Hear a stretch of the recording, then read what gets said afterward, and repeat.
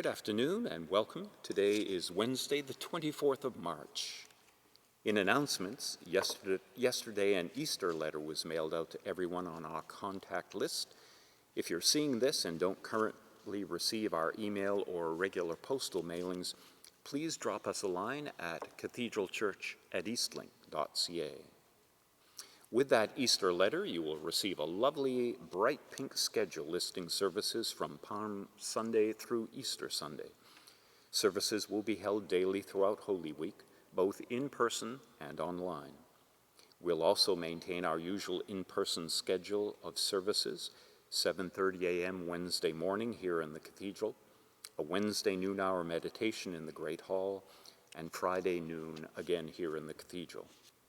We also offer daily morning prayer Monday through Saturday, along with an online meditation group that meets Thursdays at 6:30, and of course this Wednesday check-in. This Sunday I'll be joined by Nevaeh O'Connell, a junior high student, who will help me and us reflect upon what Black Lives Matter movement has to do with the story of Palm Sunday. This Sunday, online at 5 p.m., a special service of readings and music with our organ and choir as an introduction to Holy Week. And please remember the Great Butterfly Challenge. Our hope is to decorate the cathedral for Easter Sunday with an array of all shapes, sizes, colors, and species of butterflies. On the cathedral website, under the Information tab, you'll find lots of ideas and patterns to choose from. You can drop off your creations at the cathedral anytime in the coming week. And a big thank you for contributions to the school supply project for the Inuit community of Whale Cove. This was a project initiated by our Sunday school, and our Sunday school, by the way, continues to meet via Zoom Saturdays at 4 o'clock. And a final reminder, our annual general meeting for the cathedral will be held on April the 11th, 1 p.m., and that will be online via Zoom. So today, as I mentioned, is the 24th of March. Tomorrow, the 25th of March, is the Feast of the Annunciation. In the Gospel of Luke, we read of the angel Gabriel visiting young Mary with the remarkable and startling news that she will give birth to a son. As we read, "And he came to her and said, 'Greetings, favored one, the Lord is with you.' And she was much perplexed by his words and pondered what sort of greeting this might be. The angel said to her, 'Do not be afraid, Mary, for you have found favor with God. And now you will conceive in your womb and bear a son, and you will name him Jesus.' Despite her wonderment at how such a thing could be, Gabriel reminds her, 'Nothing will be impossible with God.' And Mary's reply, 'Here I am, the servant of the Lord. Let it be with me according to your word.' It also means, if you do the math, that tomorrow marks exactly 9 months until Christmas. And we thought the year had just started. Today's poem, song, and prayer are inspired by the arrival of spring this past Sunday. As some of you may know from past discussions, the date of Easter is determined by the arrival of spring. Easter Sunday is the first Sunday following the first full moon after the spring equinox, which means that Easter can never be before March 21st, which is the spring equinox, and no later than April 25th, a full cycle of the moon. Now for a song, unfortunately I learned this too late, but my good friend Alexa reminded me today that this day, March 24th, is the birthday of one Gabriel Suzanne Kerner, born in Hagen, West Germany on this day in 1960. Gabriel, a German singer and songwriter, rose to international fame in 1983 as the lead vocalist for a band called Nina and the song 99 Luftballons, or in the English translation, 99 Red Balloons. That song sold more than 25 million copies. It's one of those songs that once it's in your head is nearly impossible to shake out, so I'm sorry. The lyrics are totally inane, but it is a bouncy and jolly tune, so check it out, 99 Red Balloons. But I digress. These days, with the time change, I find myself walking with my dog Rupert at 6 a.m. and witnessing the coming sunrise.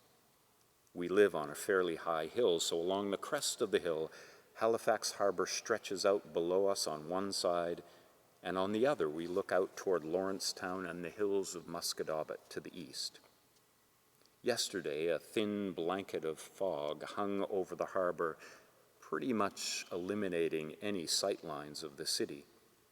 But to the east, a widening ribbon of purple-pink sky.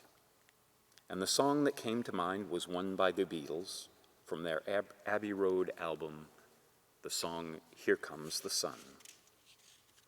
Now, hard to believe, since my musical nurturing dates back to the 60s, that this is the first time in a year of offering these reflections that the Beatles have come up as a song choice. The songwriting duo of Beatles Paul McCartney and John Lennon, Lennon-McCartney, is, according to Wikipedia, the best known and most successful musical collaboration ever in terms of records sold.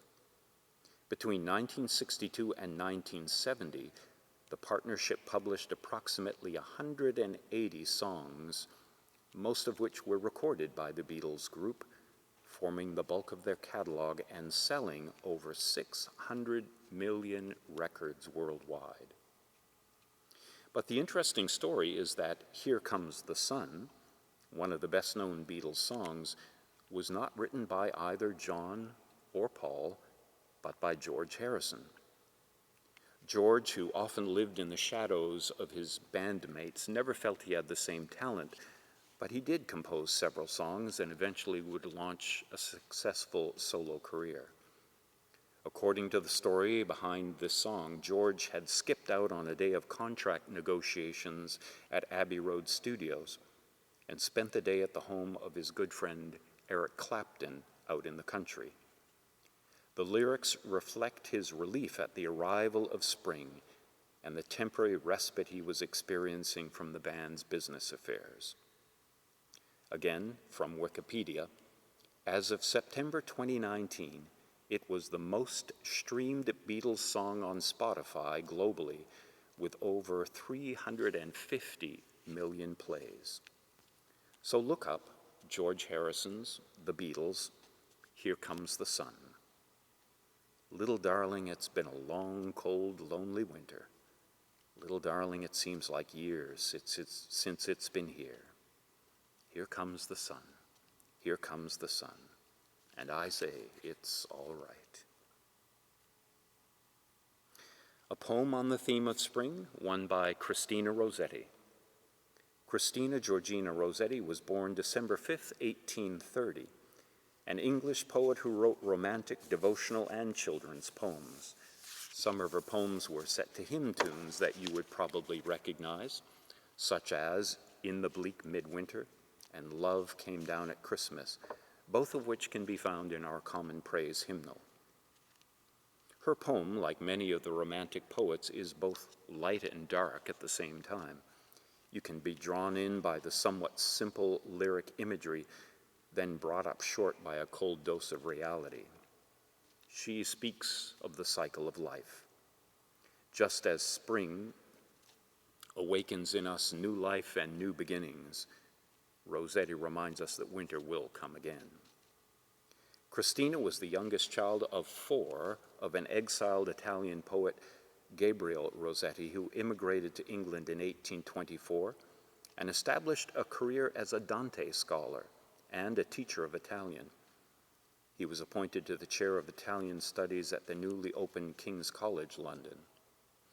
Christina had an older brother who was named Dante, and their father often referred to them as the two storms for their energy and their outbursts. One writer notes Christina was given to tantrums and fractious behavior.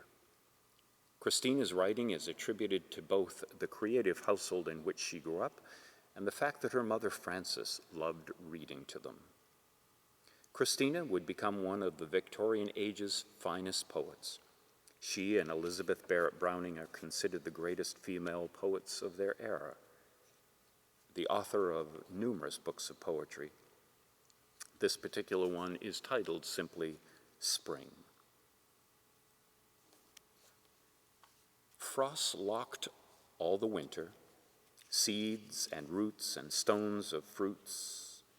What shall make their sap ascend, that they may put forth shoots? Tips of tender green leaf or blade or sheath, telling of the hidden life that breaks forth underneath. Life, nursed in its grave by death, blows the thaw wind pleasantly, drips the soaking rain, by fits looks down the waking sun. Young grass springs on the plain, young leaves clothe early hedgerow trees, seeds and roots and stones of fruits, swollen with sap, put forth their shoots. Curl-headed ferns sprout in the lane, birds sing and pair again. There is no time like spring, when life's alive in everything, before new nestlings sing, before cleft swallows speed their journey back along the trackless track. God guides their wing, he spreads their table that they nothing lack. Before the daisy grows a common flower, before the sun has power to scorch the world up in his noontide hour. There is no time like spring that passes by. There is no life like spring life, born to die. Piercing the sod, clothing the uncouth clod, hatched in the nest, fledged on the windy bough, strong on the wing. There is no time like spring that passes by, now newly born and now hastening to die. Spring by Christina Rossetti. Now I'm going to cheat a bit here, and for a closing prayer, I'm actually going to share a poem by Robert Frost. But he refers to his poem as a prayer, so there is some justification. Perhaps his emphasis on enjoying the moments of spring, giving thanks for the here and now, this moment in time, and not giving in to speculation and worry about what comes afterwards, makes a good counterpoint to Christina Rossetti's poem. So here is, from Robert Frost, A Prayer in Spring. Let us pray. O give us pleasure in the flowers today, and give us not to think so far away as the uncertain harvest. Keep us here, all simply, in the springing of the year. O give us pleasure in the orchid white, like nothing else by day, like ghosts by night, and make us happy in the happy bees, the swarm dilating round the perfect trees. And make us happy in the darting bird, that suddenly above the bees is heard, the meteor that thrusts in with needle bill, and off a blossom in mid-air stands still. For this is love, and nothing else is love, the which it is reserved for God above, to sanctify to what far ends he will, but which it only needs that we fulfill.